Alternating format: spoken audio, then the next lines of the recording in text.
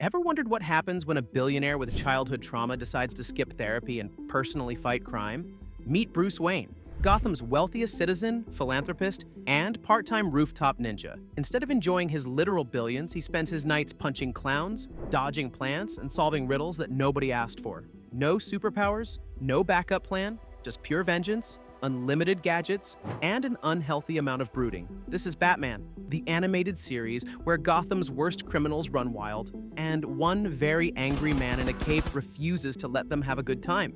Buckle up, it's Bat Time.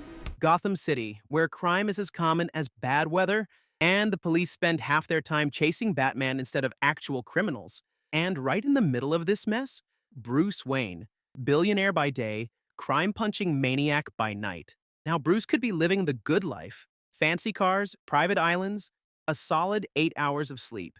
But nope. Instead, he dresses like a giant bat and spends his nights jumping off rooftops and making bad guys rethink their life choices. The guy has no superpowers, just pure skill, unlimited gadgets, and the ability to scare people just by standing there. He doesn't kill, but let's be real. Some of those criminals definitely wake up in the hospital reconsidering their career choices. Then there's the Bat Cave, a giant underground man cave filled with high-tech crime-fighting gear, a massive computer, and probably an embarrassing number of brooding selfies.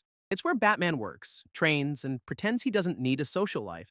And holding it all together, Alfred Pennyworth.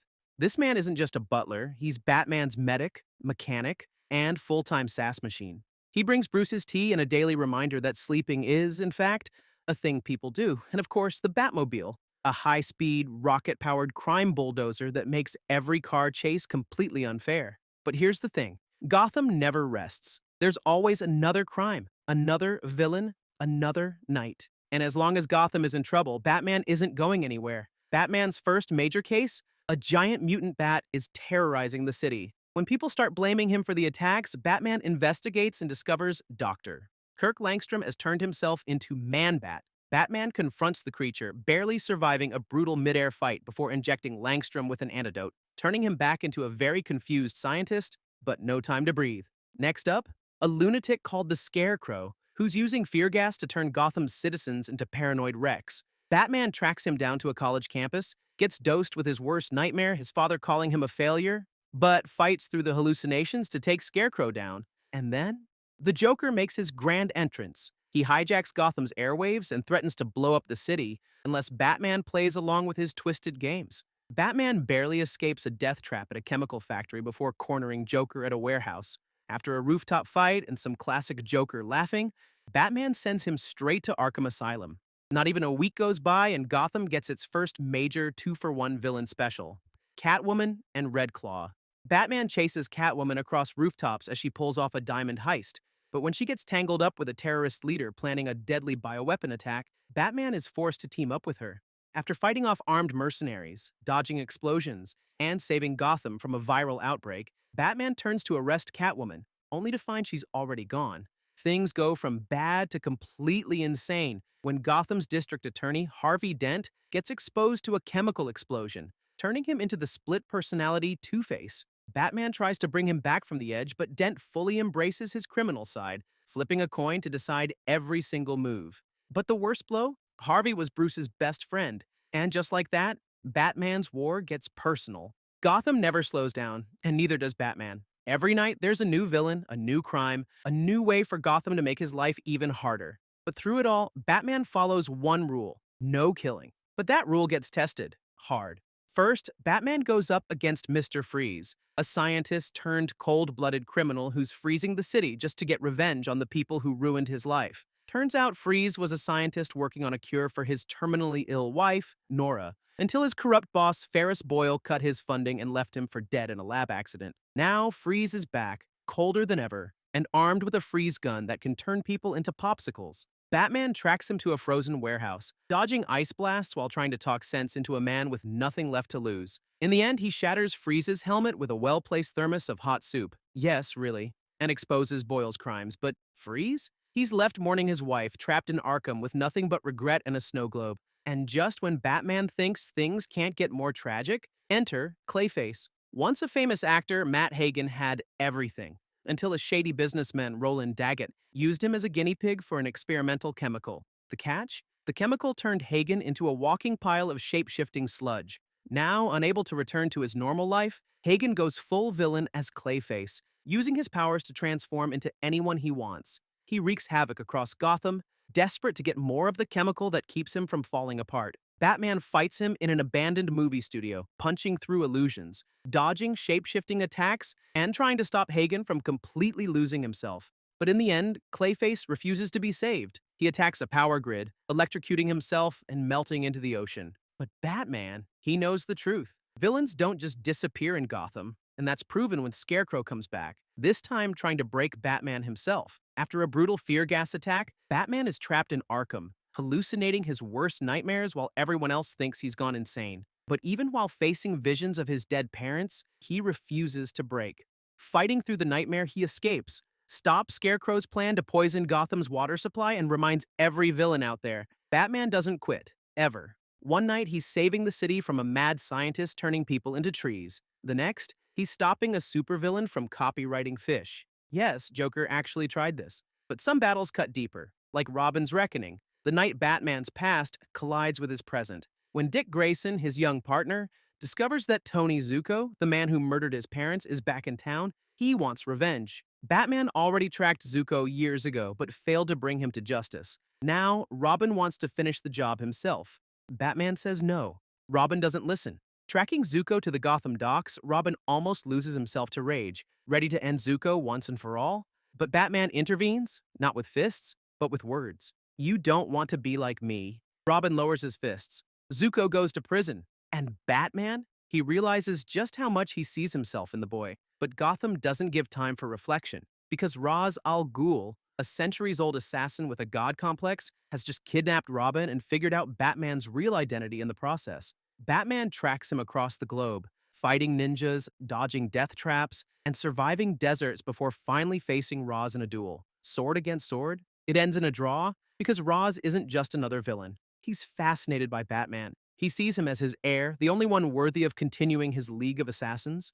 Batman, of course, refuses. He won't kill. He won't rule. And when Ra's falls into the Lazarus pit, only to rise more dangerous than before, Batman knows this isn't over. Meanwhile, Gotham is falling apart without him. Joker unleashes his deadliest scheme yet, replacing the mayor's son with a robotic clone, because why not?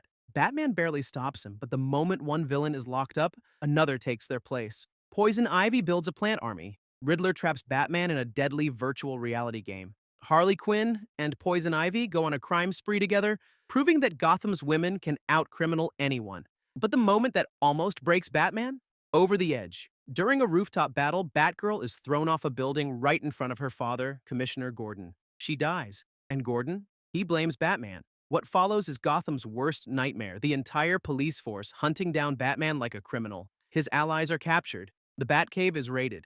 Batman is pushed to his limit, forced to run for his life. Except, it was all a dream.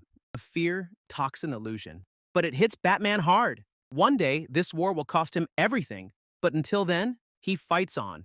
Before we dive in, quick mission update. Batman needs allies, and I need 1,000 subscribers by the end of the month. If you're enjoying this, hit that subscribe button and join the Bat Fam. Now, back to Gotham. Batman fights crime, but Gotham never runs out of villains. Some are monsters, some are maniacs, and some are just reflections of himself. Take the man who killed Batman. A small-time crook named Sidney accidentally knocks Batman off a building during a robbery, and suddenly the entire city thinks Batman is dead. Criminals celebrate. Joker goes into full depression because, let's be honest, what's the point of crime without Batman? Of course, Batman isn't actually dead. He faked it, waiting for the perfect moment to remind everyone why Gotham belongs to him. Then there's Almost Got Him, where Gotham's worst villains gather for poker and swap war stories about the times they nearly defeated Batman. Two-Face nearly crushed him with a giant coin. Poison Ivy tried to turn him into plant food. Penguin sent killer birds after him. Croc? He just threw a rock. Spoiler alert, none of them got him. Batman was disguised the entire time, waiting for them to confess before taking them all down at once. But the scariest reflection of Batman? Lockup. Lyle Bolton starts as a security guard at Arkham Asylum. But unlike Batman, he doesn't believe in justice, he believes in punishment. When Arkham's prisoners start disappearing, Batman investigates and discovers that Bolton has gone full dictator, locking criminals in a private prison and ruling with an iron fist. Batman shuts him down. Because Gotham already has one masked vigilante, and he's not about to let a psycho steal his job. And then there's Trial, where the criminals of Arkham kidnap Batman and put him on trial for creating them. According to them, they were just regular criminals before Batman showed up. But now, they wear costumes. They go bigger. They try harder. Gotham's rogues don't want to rule the city. They don't want money. They just want to beat Batman. And Batman, he doesn't deny it. Gotham's villains exist because of him. And yet he refuses to quit. Because no matter how many monsters rise from Gotham's shadows, he knows one thing. Without Batman, Gotham would burn. And that's proven when the Joker pulls off his deadliest stunt yet. He steals a nuclear bomb. Not a joke, not a gimmick. An actual world-ending atomic bomb. Batman has no time for riddles or rooftop fights. This time, he needs to stop Joker or Gotham is gone for good. With no other options, Batman makes a desperate alliance with Harley Quinn, the one person who knows Joker best. Harley helps him track down Joker's hideout, and after a brutal fight, Batman disarms the bomb at the last second. Joker tries to escape, but Harley turns on him, because for once, she's had enough. Joker is locked away. Gotham is safe. For now. But Batman knows better. They always come back. Two-Face, Riddler, Bane, Ra's al Ghul. It never ends, and neither does he. No matter how many times Gotham falls apart, he puts it back together. No matter how many times he's beaten, poisoned, or nearly killed, he gets back up. Because Gotham belongs to him. In Mask of the Phantasm, Bruce almost chose love over the mask. Almost had a normal life. Almost. But Gotham needed Batman.